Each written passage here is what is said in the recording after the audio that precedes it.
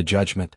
The Celestial Assembly Hall stretched across 3 kilometers of crystalline architecture, a monument to 12,000 years of galactic governance.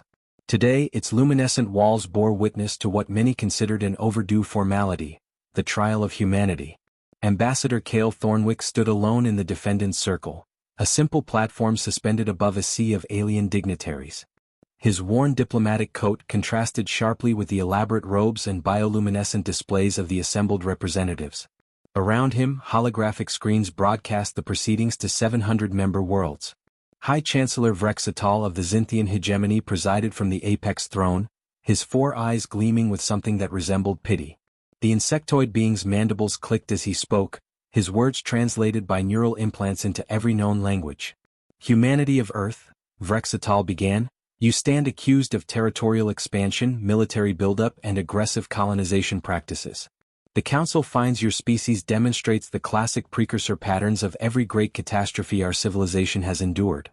Cale remained motionless, though his jaw tightened imperceptibly. The prosecution was led by Matriarch Selah of the Peloran Concord, a being of pure energy contained within a crystalline matrix. Her voice resonated like wind chimes. In merely 2 centuries since achieving faster-than-light travel, humans have established settlements on 47 worlds. They build warships under the guise of defense. They refuse to disarm despite repeated council resolutions. Holographic evidence materialized above the assembly: human colony ships, military installations, defensive satellites. To Cale they looked like the desperate efforts of a young species trying to survive. To the Council they resembled the opening moves of conquest. The pattern is unmistakable, continued General Thrak of the Korthian Empire, his reptilian features twisted in what might have been contempt. The Dravek scourge began exactly this way. The consuming night started with peaceful colonies. We learned these lessons in blood measured by the trillion. Cale finally spoke, his voice calm but carrying across the vast chamber. The Council sees what it expects to see. You've survived for 12 millennia by crushing anything that might threaten your stability. But perhaps you've forgotten what it means to face true danger. A ripple of discord swept through the assembly. Species that had never agreed on anything found common ground in their shock at this audacity. You dare lecture us? Vrexatal's translator struggled with the emotion in his voice. We who have maintained peace across 1,000 systems while your ancestors still worship the sun? I dare to suggest, Cale replied evenly, that your peace exists because you've never faced a real threat. You've crushed every emerging species that showed strength, calling it prevention. But strength isn't the same as aggression. Selah's crystalline form pulsed with agitation. The vote will proceed. All in favor of designating humanity as a Category 5 existential threat and implementing immediate containment protocols. One by one the representatives of 700 worlds voted. The holographic tally climbed. 683 in favor, 15 against, 2 abstentions. Even humanity's few trading partners abandoned them. The motion carries, Vrexatal declared. Humanity will be contained to the Sol system. All colonies will be dissolved. Your fleet will be decommissioned under Council supervision. Refusal will result in systematic elimination. Cale's expression remained impassive, but those who looked closely might have seen something flicker in his eyes. Not fear. Not even anger. Something else entirely. How long? He asked simply. You have 90 standard days to comply, Thrak said, satisfaction evident in his tone. The Korthian fleet will enforce the blockade. Any human vessel attempting to leave the Sol system will be destroyed. Understood. Cale turned to leave, then paused. Tell me, High Chancellor, in your 12,000 years of peace, how many actual wars has the Council fought? Vrexatal's mandibles clicked in confusion. War is chaos. We prevent wars before they begin. That's what I thought. Cale's lips curved into something that wasn't quite a smile. You've never actually fought for your survival. You've just eliminated everyone who might have made you try. Your philosophizing changes nothing, Selah interjected. The decision is final. As Cale walked through the crowd of alien dignitaries toward the exit, he heard their whispered comments. Dangerous species. Lucky we caught them in time. Such aggression. They looked at him with a mixture of fear and relief, convinced they had averted catastrophe. None of them noticed the small device embedded in his collar, recording everything. None of them thought to ask why humanity's lone ambassador seemed so unsurprised by the verdict. When Cale's shuttle departed the Celestial Assembly Hall, he activated his private communication channel. Admiral Keen, this is Thornwick. It's confirmed. They voted for containment. The response came immediately. Understood. Proceeding to Phase 2. Admiral, Kale said quietly, gazing at the stars beyond his viewport, they have no idea what they've started. No sir, Admiral Lissa Keen replied, and even across the vast distance of space, Kale could hear the edge in her voice. They really don't. Behind him, the Celestial Assembly Hall gleamed in the light of its host star, a monument to an order that had stood for 12,000 years. Kale wondered how much longer it would stand. The countdown had begun. The blockade. The Corthian Third Fleet arrived at the Sol system exactly 14 standard days after the Council's judgment. It was an armada that had pacified 17 systems, a force so overwhelming that most species surrendered at the mere sight of it. General Thrax stood on the bridge of his flagship, the Unbreakable Mandate, and surveyed his domain with satisfaction.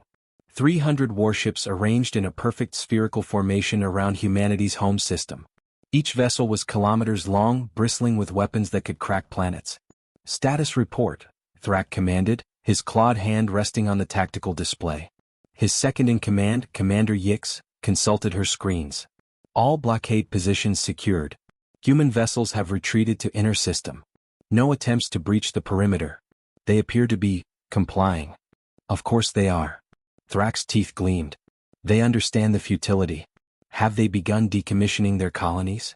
We're detecting dismantling operations on 17 of their 47 settlements. However, Yix hesitated. General, something is irregular. Explain. The human military vessels have consolidated in the outer asteroid belt. All of them. Every ship they possess. Over 2,000 vessels ranging from corvettes to their heavy cruisers. Thrax magnified the display, studying the human fleet. They were clustering around several large asteroids, their formation seemingly defensive. They're protecting their mining operations. Desperation. Let them cling to their rocks while they can. What Thrax didn't see, what the Corthian sensors couldn't detect, was what was happening inside those asteroids. Admiral Lissa Keen floated in zero gravity through the cavernous interior of designated construction site Heimdall. Around her, thousands of workers in environment suits swarmed over the skeletal frame of something that defied conventional ship design. Report, she commanded, her short gray hair floating around her weathered face. Chief Engineer Marcus Volkov appeared on her heads-up display. Admiral, we're ahead of schedule. The resonance drives are 92% operational. Weapon systems integration is at 87%. We'll be ready in 73 days. The Council gave us 90 days, Keen replied. They'll expect us to use every minute. We go operational in 70. That gives us 3 days buffer for complications and 17 days of surprise. Understood. But Admiral, even with everything we're building, they have 300 ships. We have. I know what we have, Marcus. Keen's eyes hardened. And I know what they think we have. That's going to make all the difference. Back on the Corthian flagship, Commander Yix reviewed the intelligence reports with growing unease. General, I recommend we conduct a thorough scan of the asteroid belt. The humans are unusually concentrated there. Thrax dismissed her concern with a wave of his clawed hand. They're salvaging resources. Their economy is collapsing. Let them scrape what minerals they can before we confiscate everything. But sir, Commander Yix, I have maintained order in 7 systems. I know a defeated species when I see one. Thrax turned from the display, bored with the topic. The humans are beaten. They simply haven't admitted it yet. What Thrax interpreted as defeat, Captain Jenna Torres recognized as furious purpose. On the bridge of the destroyer Defiance, she watched her crew work with barely controlled intensity. Ma'am, another supply run from Mars just docked, her XO reported. 50 tons of processed titanium, rare earth elements, and medical supplies. Route it all to Heimdall, Torres ordered.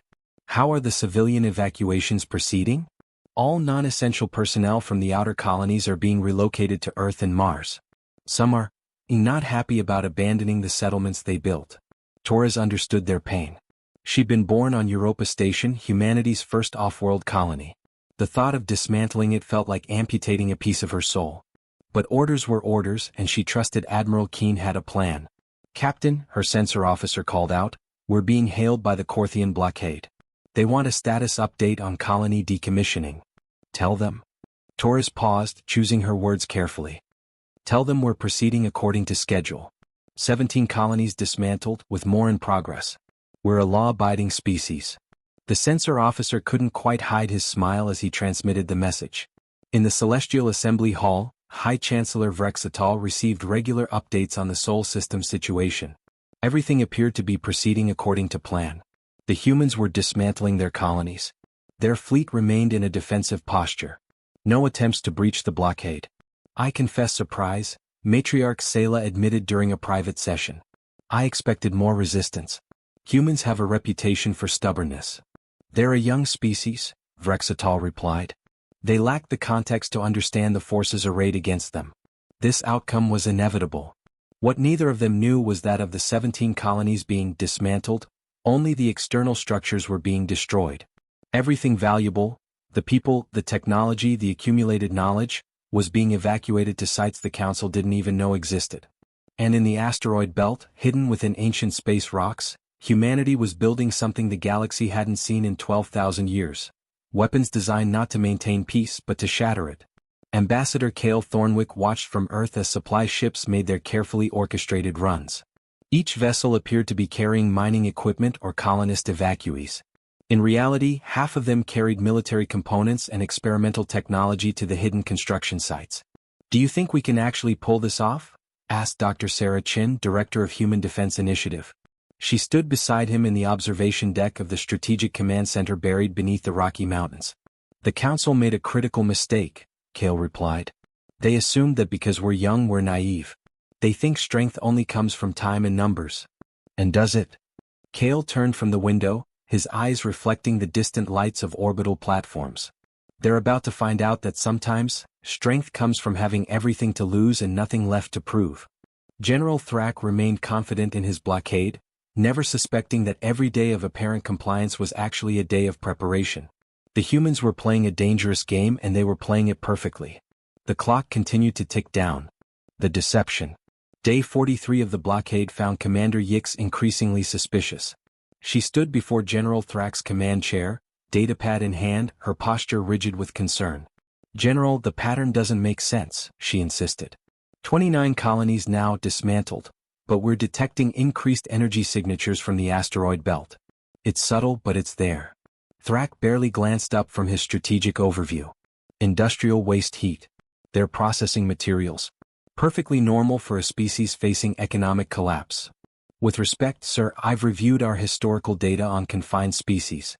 This doesn't match any known pattern. The humans are too organized."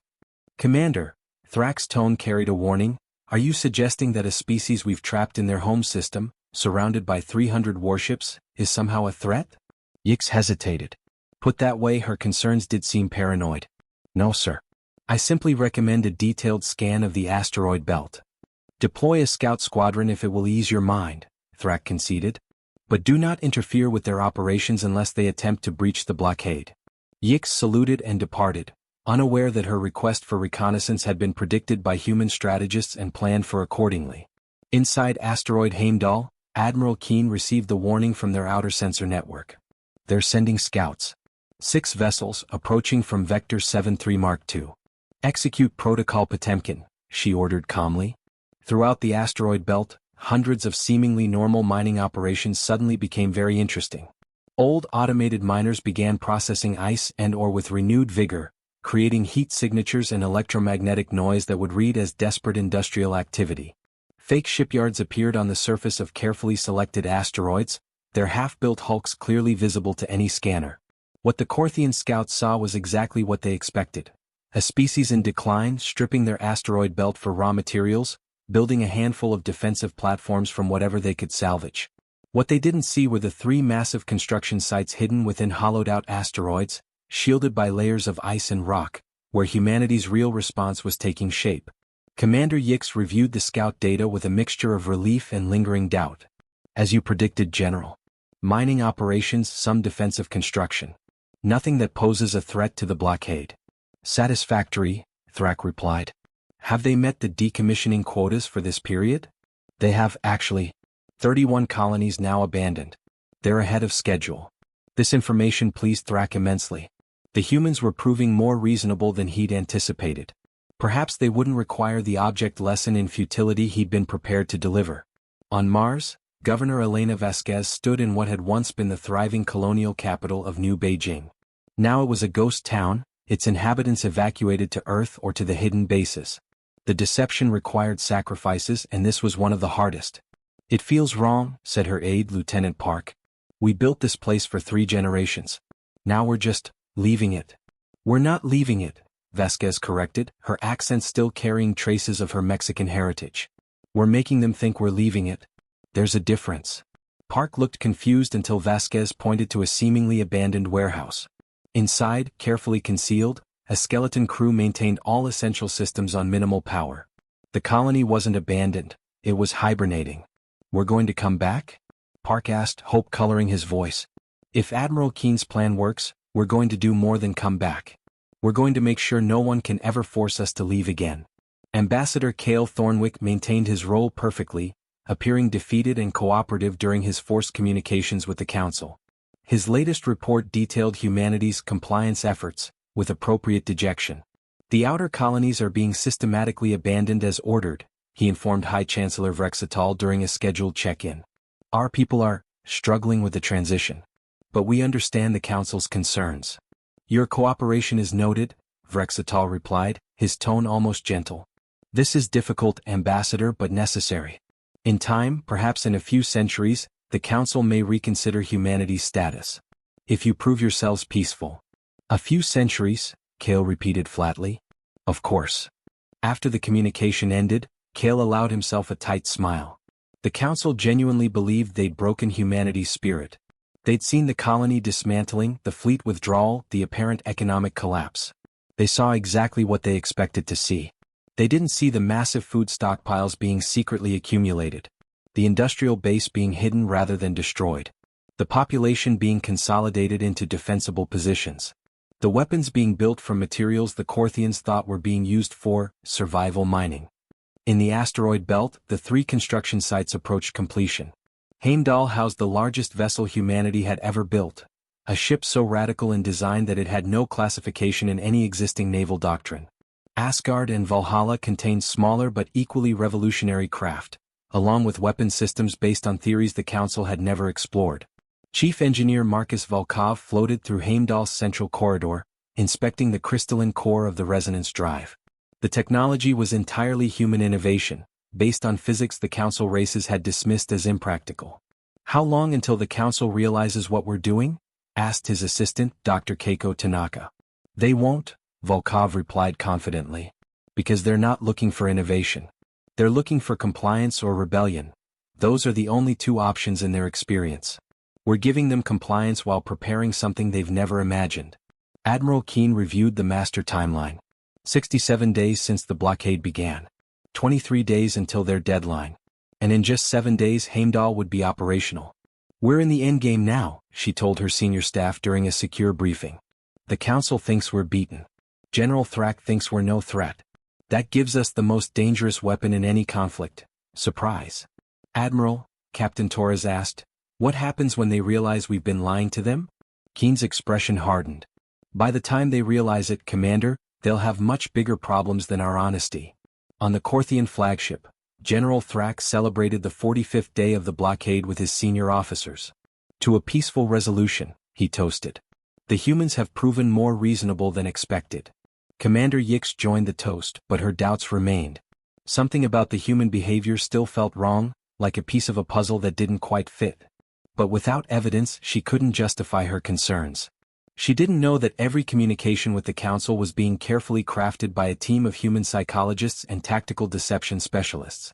Every piece of data the Corthians received was calculated to reinforce their existing beliefs about humanity's defeat.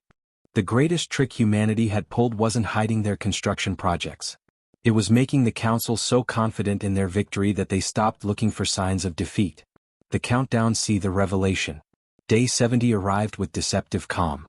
The Corthian blockade had settled into routine, their crews growing complacent. General Thrak filed his daily report to the Council. Situation nominal. Human compliance continues. 45 colonies decommissioned. No incidents. He had no reason to suspect it would be his last routine report. In asteroid Heimdall, Admiral Lissa Keen floated in the observation deck, watching the final preparations.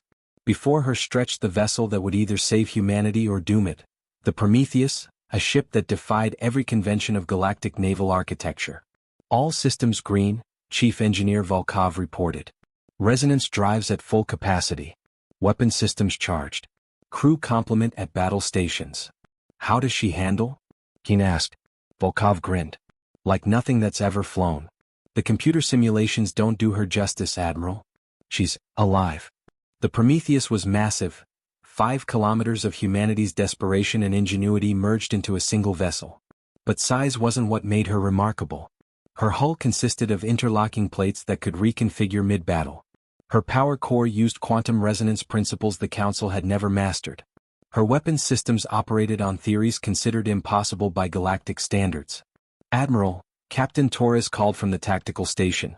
All support vessels report ready. The fleet awaits your orders. Keen took a deep breath. Then it's time. Send the signal. Throughout the asteroid belt, seemingly dormant human vessels suddenly blazed to life. Stealth fields dropped. Hidden shipyards revealed their products. And emerging from 3 massive asteroids came vessels that made the Corthian scout sensors scream with alarm. On the unbreakable mandate, Commander Yix watched her displays with growing horror. General. Multiple contacts. Hundreds of them. They were hiding in the battle stations. Thrak roared, his earlier confidence evaporating. All ships, defensive formation. How did they? His question died as the Prometheus cleared the debris field. Even the hardened Corthian warriors fell silent at the sight. What in the consuming night is that? Thrak whispered. The human fleet formed up around their flagship.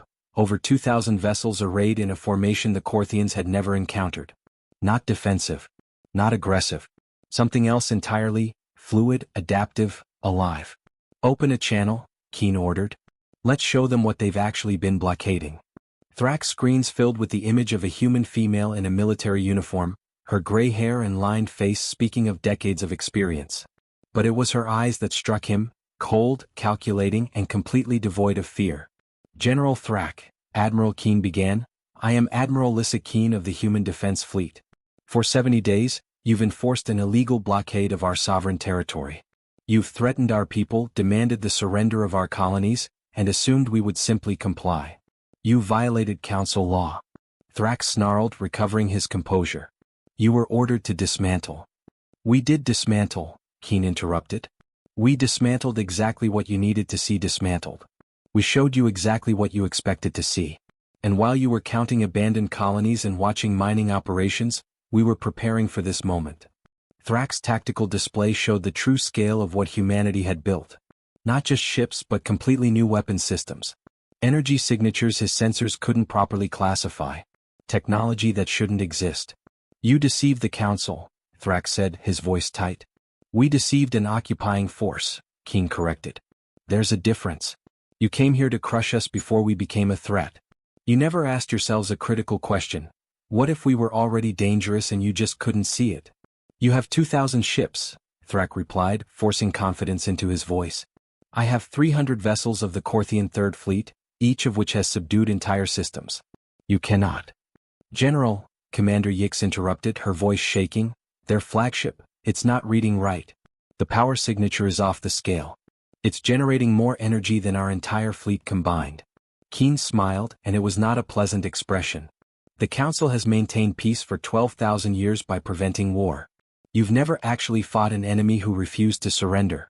You've never faced innovation driven by survival. You're about to learn why that's a problem. Tactical analysis. Thrak demanded. His tactical officer's hands trembled as he worked his console. General, I don't know how to classify their vessels. They're using propulsion systems our database doesn't recognize. Energy weapons operating on principles that shouldn't be possible. And their flagship is doing something to local spacetime that's causing our sensors to malfunction. Ambassador Cale Thornwick's face appeared in a secondary window on Thrak's screen. General, I'm transmitting this conversation to the Celestial Assembly Hall in real time.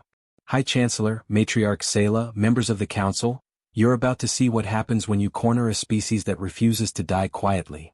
In the Celestial Assembly Hall, 700 species watched in stunned silence as the human fleet revealed itself.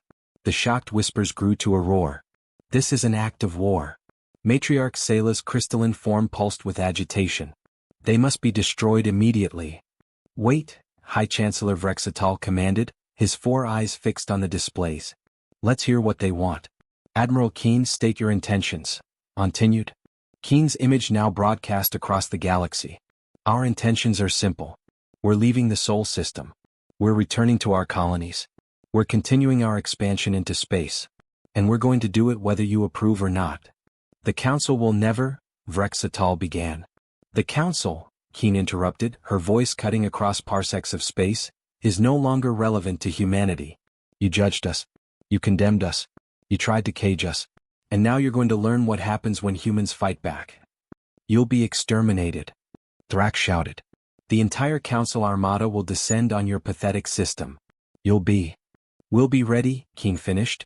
General, I'm about to give you a demonstration of exactly what you're dealing with. Consider it a learning opportunity. On her command, the Prometheus activated its resonance drive at full power. Space itself rippled around the massive vessel, causing the Korthian sensors to scream warnings their operators couldn't interpret. What is she doing? Commander Yix whispered. What Admiral Keen was doing was teaching the galaxy's oldest civilization that time and numbers weren't the only sources of power. That innovation born from desperation could outpace millennia of complacent superiority. That humanity had spent 70 days not just building ships, but rewriting the rules of warfare. The Prometheus began to move, and its motion was like nothing the Korthians had ever seen. It didn't accelerate, it simply became faster, as if the concept of inertia had no meaning. It didn't maneuver, it existed in one position and then another, the transition almost instantaneous. Impossible, Thrak breathed. That violates every principle of your physics, Keen corrected. Not ours. We spent 70 days asking a question you stopped asking 12,000 years ago. What if we're wrong? Turns out we were wrong about a lot of things. And now we know better. Admiral Keen's next words would echo across the galaxy for generations. General Thrak, members of the Council, citizens of 700 worlds, humanity is no longer asking for your permission. We're informing you of reality. The blockade ends now. You can withdraw peacefully or you can try to enforce it. Choose carefully. In the silence that followed, Commander Yix did something unprecedented. She turned to General Thrak and spoke the truth that military officers rarely acknowledge. Sir, I don't think we can stop them. The revelation was complete.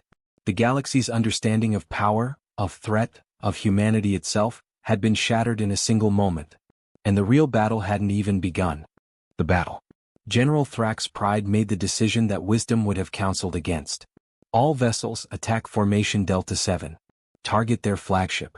We will show these primitives the cost of defying the Council. Sir, recommend we withdraw and, Commander Yix began. We are the Korthian Third Fleet. Thrak roared. We have never retreated. Fire. 300 warships, each a masterwork of 12,000 years of military refinement, unleashed their fury on the human fleet. Energy beams capable of boiling oceans, kinetic projectiles moving at relativistic speeds, and quantum disruptors that could unmake matter at the molecular level, all converged on the Prometheus. Admiral Keen watched the incoming fire on her tactical display with absolute calm. Defense Grid Alpha. Let's show them what we learned. The Prometheus's hull rippled, its modular plates reconfiguring in microseconds. What struck the ship wasn't a static target but a constantly shifting maze of defensive fields that redirected, absorbed, or simply avoided the incoming fire through spatial manipulation the Korthians couldn't comprehend. Direct hits on the human flagship, the Korthian tactical officer reported. Energy readings show no damage? That's impossible. Their defensive technology is adaptive, Commander Yix said, her voice hollow. They're using our own weapons' energy to reinforce their shields. Every shot we fire makes them stronger. Admiral Keen activated the offensive systems. Target Package Bravo. Fire for effect. The Prometheus's weapons weren't designed on principles of overwhelming force. They were designed on principles the Council had never explored: resonance, harmony, and the exploitation of fundamental universal constants. When they fired, they didn't just damage targets, they made those targets fundamentally unstable. A dozen Korthian cruisers simply stopped working. Their power cores didn't explode. They entered a state of quantum uncertainty and ceased functioning. Their weapons didn't break. They found themselves unable to achieve weapon lock, as if the concept of targeting had become meaningless. Their crews weren't killed. They were simply paralyzed by systems that no longer responded to any command. 12 vessels disabled in the first salvo, Captain Torres reported. No casualties on either side. Maintain the pattern, Keen ordered. I want them frightened, not martyred. General Thrak watched in disbelief as his fleet's vanguard became floating debris. They're not even destroying our ships. They're just turning them off. How is that possible? The human secondary vessels joined the engagement, and the Corthians discovered another shock. Humanity had weaponized information warfare to an art form the Council had never imagined. Human cyber warfare specialists, trained on Earth's brutal internet environment, tore through Corthian security protocols like paper. Corthian ships found their tactical computers feeding them false data. Their communication systems broadcast messages they never sent. Their sensor arrays showed phantom targets while missing real ones. In 30 seconds, humanity demonstrated that they'd spent the last 70 days not just building weapons, but learning every exploitable weakness in Council technology. Request immediate reinforcements. Thrak commanded. Full Council response. These humans are. General, Commander Yix interrupted, her voice strangely calm now. The humans are jamming our long-range communications. The Council doesn't know what's happening here. We're alone. This wasn't entirely accurate. The Council was receiving updates, but they were carefully curated by human intelligence. What High Chancellor Vrexatal saw on his screens was a fierce battle where both sides took casualties, a narrative that supported humanity's claims of self-defense while hiding just how one-sided the actual engagement had become. Admiral Keen opened another channel to Thrak. General, I'm going to be very clear about what's happening here. Every ship we've disabled can be reactivated with the correct command codes only we possess. Your crews are unharmed. Your vessels are intact. But they're no longer under your control. You cannot defeat the entire Council fleet. Thrak snarled. Can't we? Keen's expression was almost pitying. General, you're fighting with 12,000-year-old doctrines against an enemy who's been in a state of continuous technological warfare for their entire spacefaring existence. We've fought wars on our own planet that were more innovative than anything you've seen in millennia. We've had to be innovative, it's the only way we survived. Another wave of Corthian vessels fell silent, their systems locked down by human cyber attacks. The Prometheus moved through the battle space like a ghost, appearing where the Corthians didn't expect, evading fire that should have been unavoidable, striking with precision that seemed almost prescient. They're predicting our movements, the Corthian tactical officer reported in disbelief. Every maneuver we execute, they've already countered it. What the Corthians didn't know was that humanity had spent decades studying Council tactics through their diplomatic interactions. Every military parade, every training exercise the Council had publicly broadcast, every historical battle they'd shared as examples of their dominance, all of it had been analyzed, dissected, and countered by human strategists who understood that information was the ultimate weapon. Captain Jenna Torres commanded the destroyer wing, her smaller vessels darting between the massive Corthian warships like wolves among cattle. Target their command ships. Let's remove their coordination. Human destroyers, tiny compared to the Corthian capital ships, proved devastatingly effective. They didn't try to match firepower with their massive opponents. Instead, they targeted communication arrays, sensor clusters, and tactical coordination nodes, turning the Corthian formation from a unified fleet into 300 isolated ships fighting their own individual battles. In the Celestial Assembly Hall, the carefully managed feed showed a chaotic engagement where humanity appeared to be barely holding their own. The Council members watched with a mixture of horror and satisfaction. Horror that it had come to bloodshed, satisfaction that the humans would learn their lesson.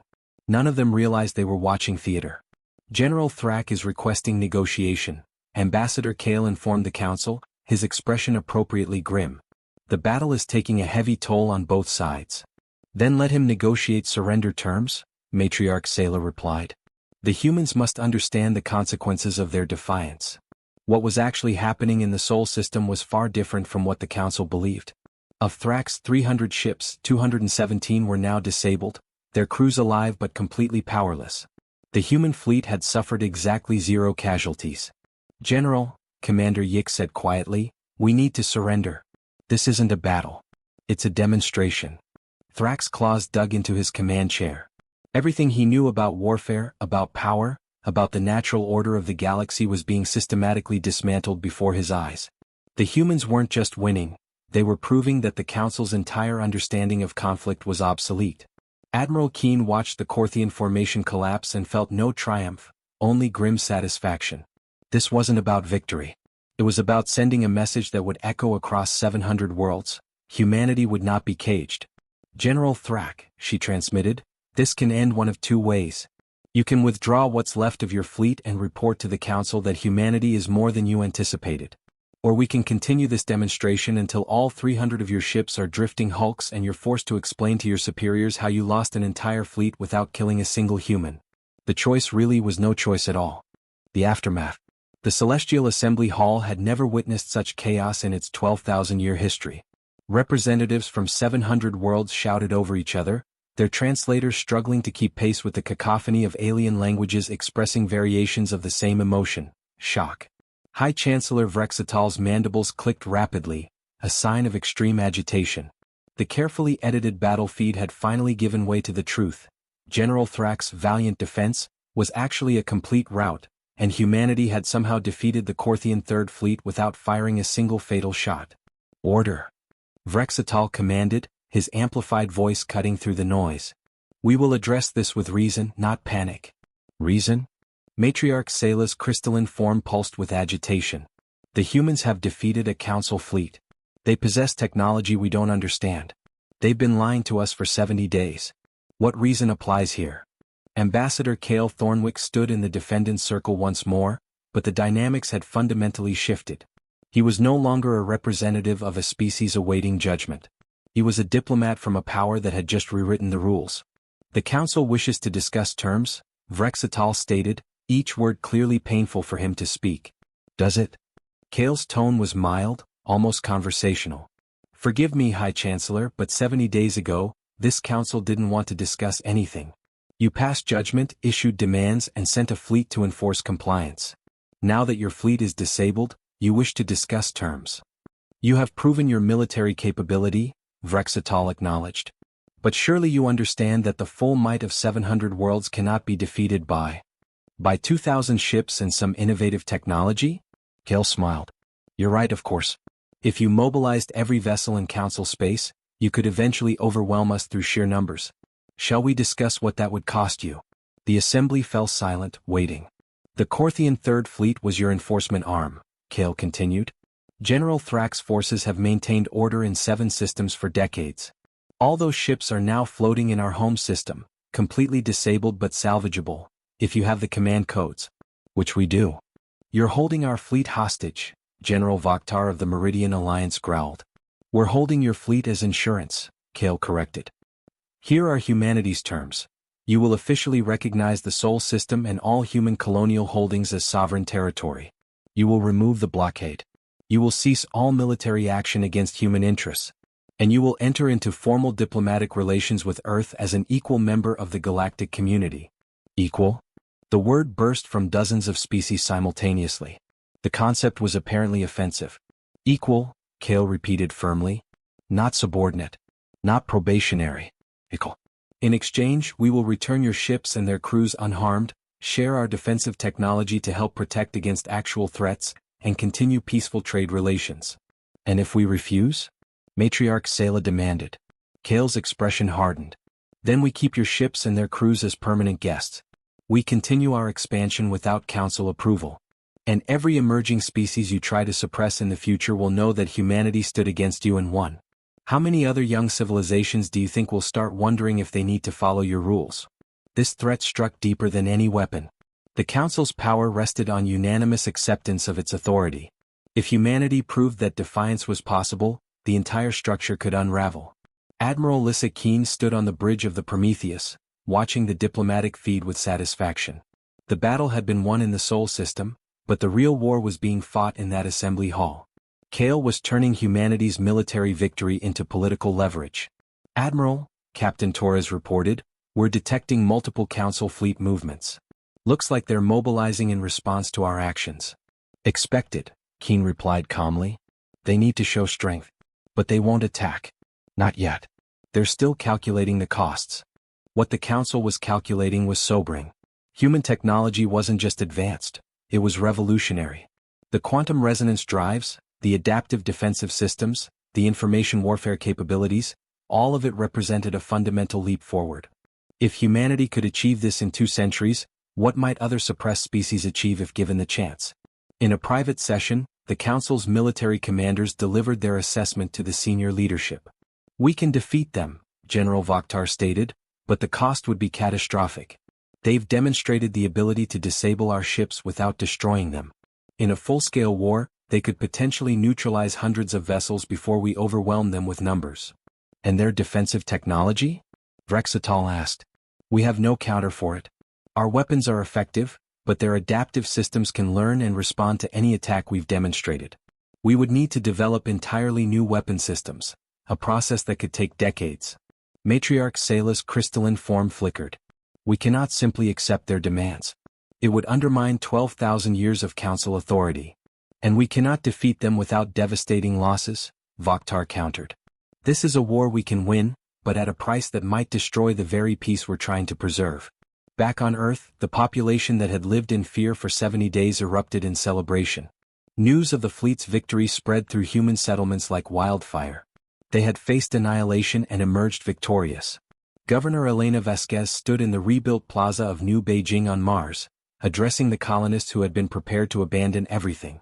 "We're going home," she announced, her voice carrying across the crowd. "All of us.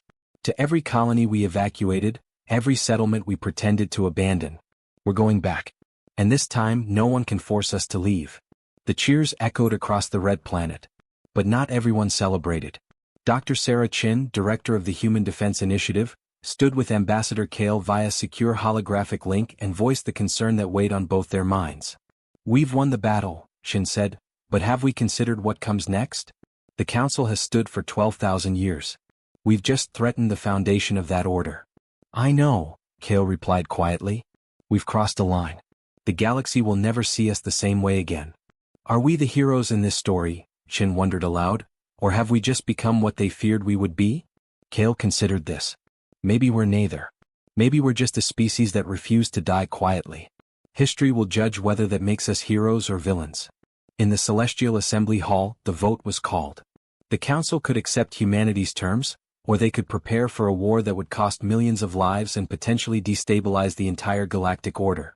High Chancellor Vrexatal looked at Ambassador Kale Thornwick and saw something that both terrified and intrigued him: the future. "The Council," he announced slowly, "accepts humanity's terms. The Sol system and its colonial holdings are hereby recognized as sovereign territory. The blockade is lifted. Formal diplomatic relations will be established."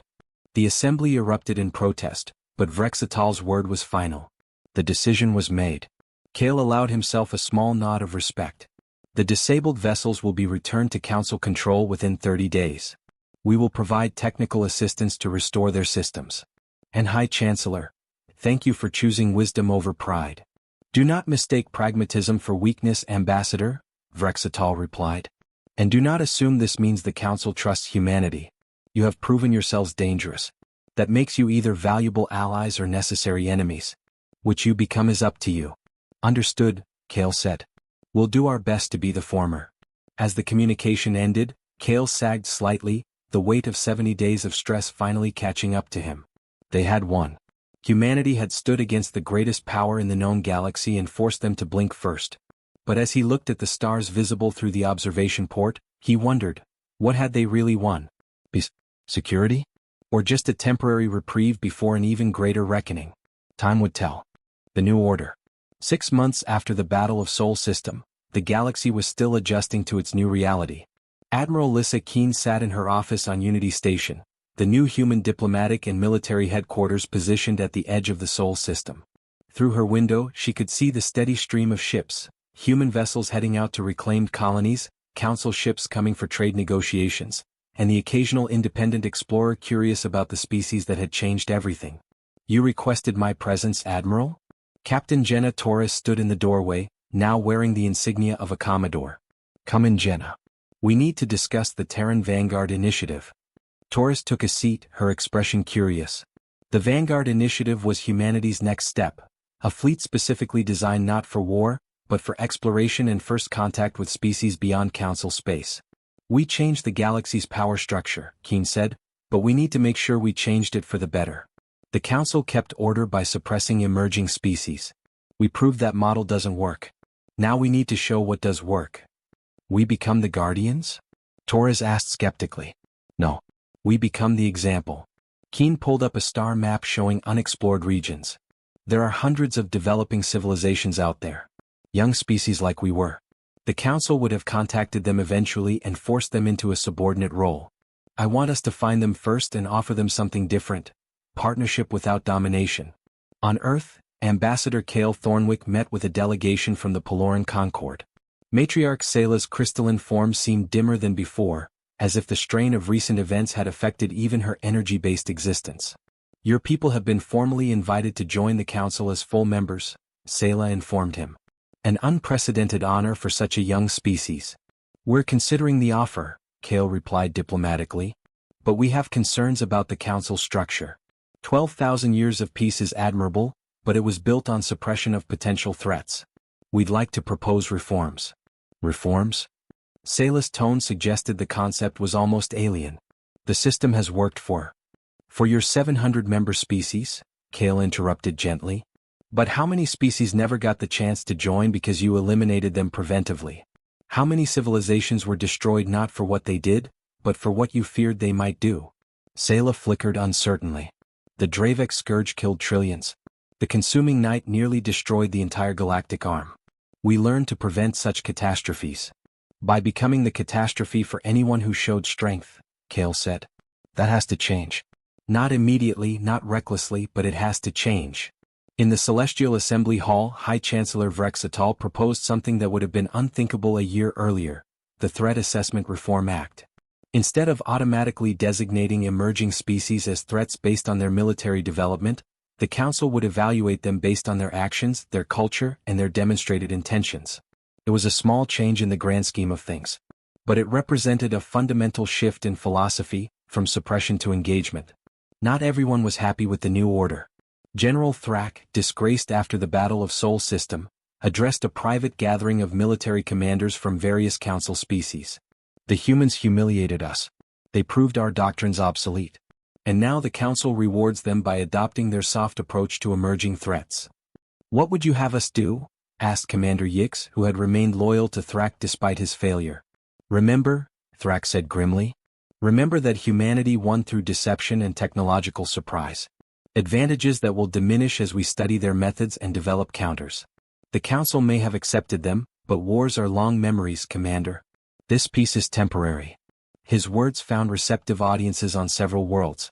Species that had built their identity on Council military might felt diminished by humanity's victory. Seeds of resentment were planted that would take time to grow, but grow they would. On Mars, Governor Elena Vasquez watched the terraforming projects resume with renewed vigor. The colony that had nearly been abandoned was now thriving, its population swelling with immigrants from Earth and other human settlements. We're building faster than ever, Lieutenant Park observed. It's like everyone wants to prove we're here to stay. We are here to stay, Vasquez confirmed. But we need to be smart about it. The Council accepted us because we were too dangerous to suppress easily.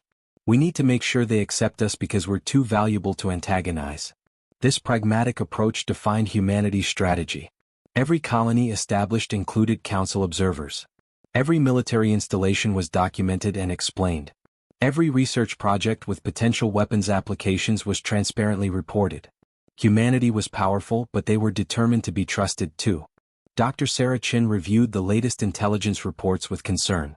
Despite the diplomatic progress, her sources indicated multiple Council species were engaged in crash programs to develop technology similar to humanity's innovations. They're trying to catch up, she told Cale during a secure briefing. The quantum resonance drives, the adaptive systems, the information warfare capabilities, everyone wants what we have. Expected, Cale replied. The question is whether they're developing these technologies to defend themselves or to attack us. Some of both probably. But Cale, there's something else. We've detected 7 species making contact with developing civilizations before the Council can reach them. They're offering technology and protection, setting themselves up as alternative power blocks. Cale absorbed this information with mixed feelings.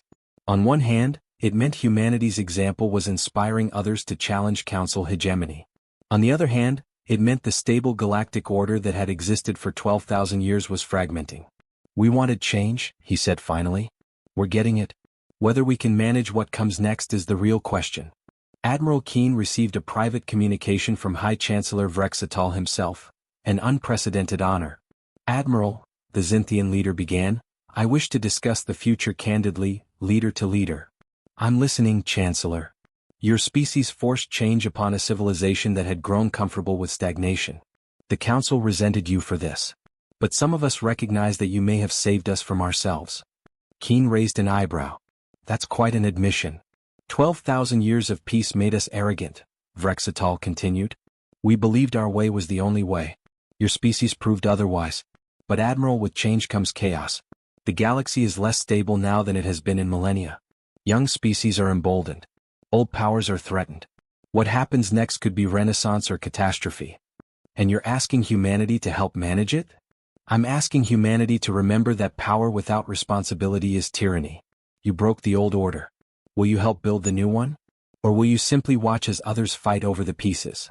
It was the question that would define humanity's future. They had proven they could fight. Now they needed to prove they could lead. Key transmitted Vrexatal's question to Earth, where it sparked intense debate. Some argued humanity should focus on securing their own interests. Others insisted they had a moral obligation to help stabilize the galaxy they had destabilized. Still others worried that any involvement would eventually lead to humanity becoming what the Council had been, oppressors convinced of their righteousness. In the end, it was Admiral Keen who articulated the path forward. We fought for the right to exist on our own terms. Now we need to ensure others have that same right. Not by building another council, but by fostering a galaxy where power is distributed, where emerging species have choices, and where strength doesn't automatically mean domination. It was an idealistic vision. But humanity had always been idealistic even when, especially when, they were also pragmatic. The Prometheus departed Unity Station on its first official mission of the new era. Not to wage war but to make contact with a developing species in a distant system that the Council had marked for containment evaluation. Humanity would reach them first and offer something different, the freedom to choose their own destiny. As the massive vessel engaged its resonance drives and space rippled around it, Keen stood on the bridge and reflected on everything that had happened. 6 months ago, humanity had been a species facing extinction, caged by powers they couldn't hope to defeat. Now they were free. Not just free to exist but free to shape the future. The galaxy had thought humanity would lose. The Galactic Council had been wrong. But in the aftermath of that miscalculation, both humanity and the Council had learned something valuable. The future belonged not to those who clung to old certainties, but to those willing to embrace the dangerous, thrilling uncertainty of change. Admiral Lissa Keen smiled as the Prometheus jumped to faster-than-light speeds, carrying humanity's message to the stars. Resist, adapt, and above all, never stop reaching for tomorrow. The story of humanity's rebellion was over. The story of what they would build in its place was just beginning.